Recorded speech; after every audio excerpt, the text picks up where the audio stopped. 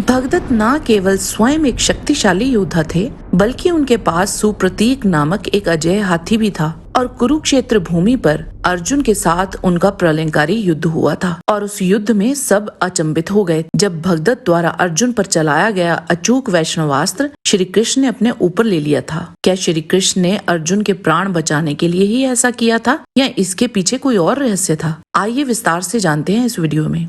ओम Ganpati channel में आपका स्वागत है। आइए अब चलते हैं वीडियो की ओर।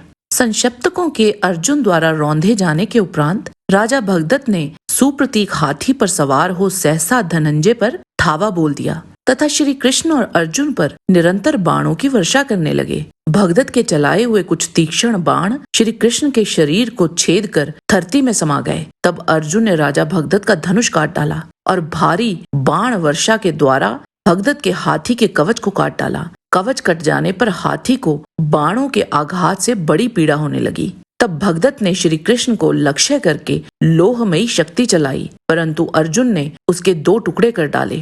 तदंतर अर्जुन ने अपने बाणों द्वारा राजा भगदत्त के छत्र और ध्वजा को काट डाला और भगदत्त को भी बीन डाला। इससे राजा भगदत्त उन पांडु पुत्र पर कुपित हो उठे। उन्होंने अर्जुन के मस्तक पर तोमरों का प्रहार किया। उन तोमरों ने समर भूमि में अर्जुन के किरीट को उलट दिया। उल्टे हुए किरीट को ठीक करते हुए पांडुपुत्र अर्जुन ने भगदत्त से कहा, राजन, अब इस संसार को अच्छी तरह देख लो। अर्जुन ने उसके धनुष को काटकर उनके तुणीरों के भी टुकड़े टुकड़े कर डाले।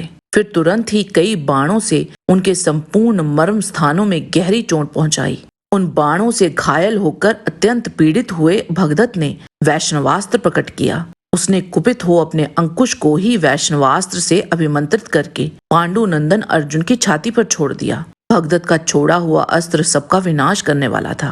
भगवान श्री कृष्ण ने अर्जुन को ओट में करके स्वयं ही अपनी छाती पर उसकी चोट सह ली। भगवान श्री कृष्ण की छाती पर आकर वह अस्त्र वैजयंती माला के रूप में परिणत हो गया। उससे अग्नि, सूर्य और चंद्रमा के समान प्रभा फैल रही थी। उस समय अर्जुन के मन में बड़ा कलेश हुआ। उन्होंने भगवान श्री कृष्ण से इस प्रकार कहा, अनग, आपने तो प्रतिज्ञा की है कि मैं युद्ध में केवल घोड़ों को काबू में रखूंगा, केवल सारथी का काम करूंगा, किंतु कमल नयन, आपने वैसी बात कहकर भी अपनी प्रतिज्ञा का पालन नहीं किया है। यदि मैं संकट में पड़ जाता अथवा अस्त्र का निवारण करने में असमर्थ हो जाता तो उस समय आपका ऐसा करना उचित होता। जब मैं युद्ध के लिए तैयार खड़ा हूँ तब आपको ऐसा नहीं करना चाहिए।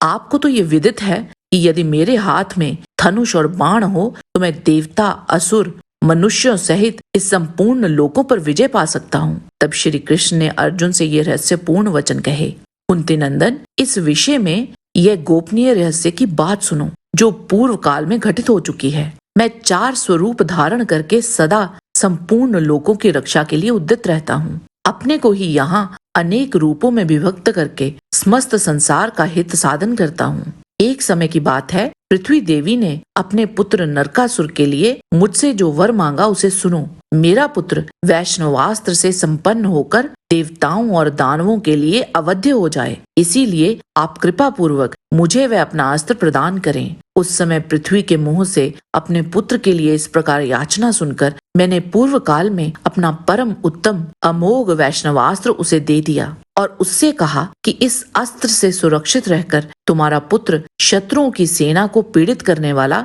और सदा संपूर्ण लोकों में दुर्धर्ष बना रहेगा। वह नरकासुर भी शत्रुओं को संताप देने वाला तथा अत्यंत दुर्जय हो गया। पार्थ, नरकासुर से वह मेरा अस्त्र इस प्राग ज्योतिष नरेश भगदत्त को प्राप्त हुआ। आर्य, तीनों लोकों में कोई भी ऐसा वीर नहीं जो इस अस्त्र के लिए अवध्य हो। अतः मैंने तुम्हारी रक्षा के लिए उस अस्त्र को दूसरे प्रकार से उसके पास से हटा दिया है। पार्थ, अब वह महान असुर उस उत्कृष्ट अस्त्र से वंचित हो गया है, अतः तुम उसे मार डालो, जैसे कि मैंने पूर्व काल में लोकहित के लिए नरकासुर का संहार किया था। केशव के ऐसा कहने पर कुंती कुमार अर्जुन उसी समय भगदत्त पर सहसा पैने बाणों की वर्षा करने लगे। पार्थ ने उनके हाथी पर नाराज से प्रहार किया।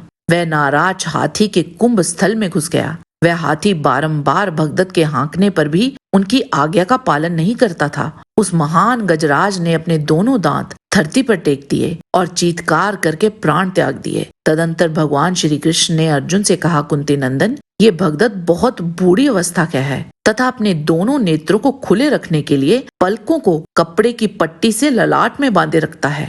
अर्जुन ने बाण मारकर भगदत्त के सिर की पट्टी छिन्न भिन्न कर दी। उस पट्टी के कटते ही भगदत्त की आंखें बंद हो गई। उस समय एक अर्धचंद्राकार बाण के द्वारा अर्जुन ने राजा भगदत्त के वक्ष स्थल को विदीर्ण कर दिया। अर्जुन के द्वारा हृदय विदीर्ण कर दिए जाने पर राजा भगदत्त ने प्राण शून्य हो अपने धनुष बाण त्याग दिए। उस पर्वताकार हाथी से भगदत्त पृथ्वी पर गिर पड़े। इस प्रकार अर्जुन ने पराक्रमी राजा भगदत्त को युद्ध में मारकर उसके साथ आई सेना को भी मार डाला।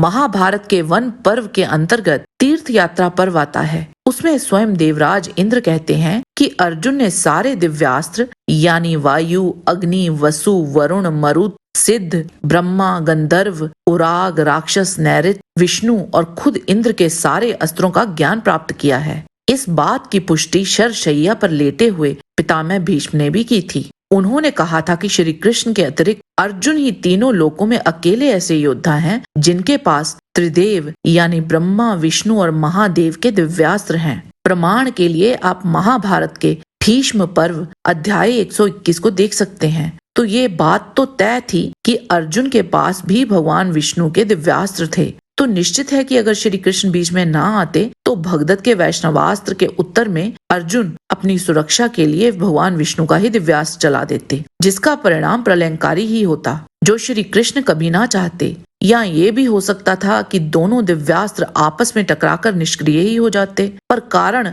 जो भी हो, उस अस्त्र को स्वयं नारायण से अचूकता का वरदान था। और चाहे अर्जुन ने श्री कृष्ण से कहा हो कि मैं उस अस्त्र से लड़ने में सक्षम हूँ, आपको बीच में नहीं आना चाहिए था, परंतु उस महान अस्त्र को श्री कृष्ण ने अपने ऊपर लिया, क्योंकि वरदान के कारण भगवान विष्णु के उस अस्त्र को केवल भगवान विष्णु ही रोक सकते थे।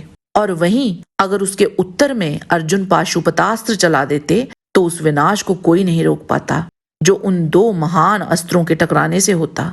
महाभारत के अनुशासन पर्व के अनुसार संपूर्ण शस्त्रों का विनाश करने वाला पाशुपतास्त्र ब्रह्मा, आग्नेय, नारायण, इंद्र और वरुण के अस्त्रों से भी बढ़कर शक्तिशाली है। एक बार छूटने के बाद वह सभी प्राणियों सहित संपूर्ण त्रिलोकियों को आधे निमेष में ही भस्म कर सकता है। निश्चित ही अर्जुन को वैष्णवास्त्र के समक्ष खड़े होने का साहस पाशुपतास्त्र के कारण ही था, तभी वह श्री कृष्ण से वैसा बोले थे और श्री कृष्ण ऐसा होने नहीं देना चाहते थे। जय श्री कृष्ण। आज के वीडियो में बस इतना ही। आशा करते हैं कि आपको आज का वीडियो पसंद आया होगा। इसे लाइक अवश्य करें। जाने से पहले चैनल को सब्सक्राइब करेंगे तो हमें बहुत खुशी होगी। किसी भी प्रकार की त्रुटि के लिए आप सबसे क्षमा चाहते हुए आपसे निवेदन है कि प्रेम पूर्वक परमपिता परमात्मा को मन में धारण करें और बोलें, वैदिक सनातन धर्म की सदा ही जय।